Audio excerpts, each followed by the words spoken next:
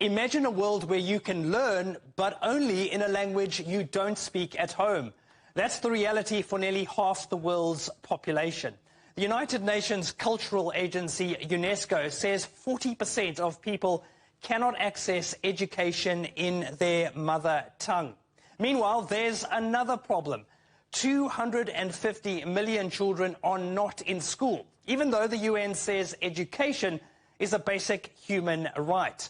There are also more than 760 million adults who struggle to read and write.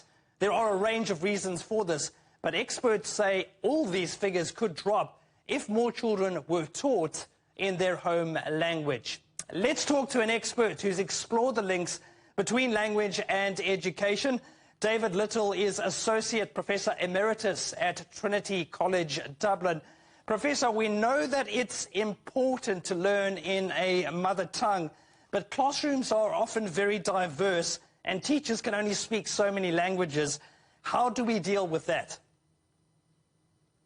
It's a very good question, and I think that the answer is perhaps more straightforward than we fondly imagine. First of all, the pressure for mother tongue education is often explored in ways that seem to imply that learning through the mother tongue is the only way.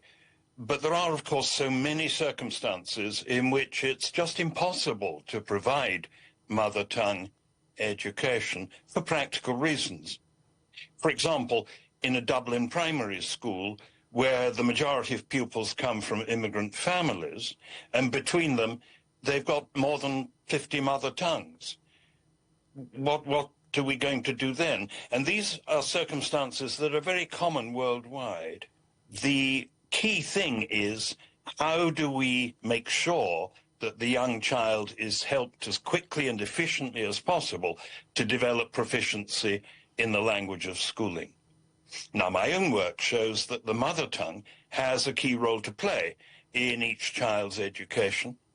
And even though the teacher can't speak all the mother tongues present in her classroom, she should nevertheless encourage the children to share their mother tongue and make use of it in school, inside and outside the classroom, to create a multilingual environment which is gradually drawing all pupils into the language of schooling.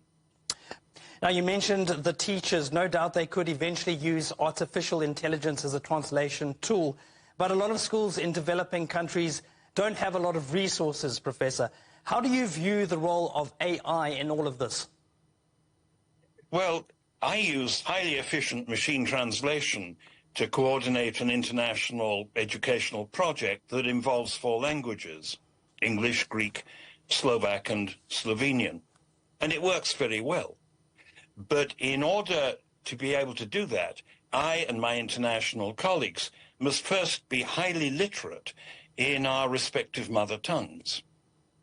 The idea that a dependable electricity supply, a strong internet connection, and iPads for everyone will somehow solve these educational problems is a fantasy.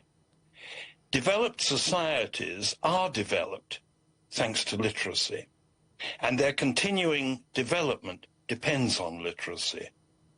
And that means that our ability to exploit artificial intelligence will also always depend on our literacy. Professor David Little, thank you so much for your time.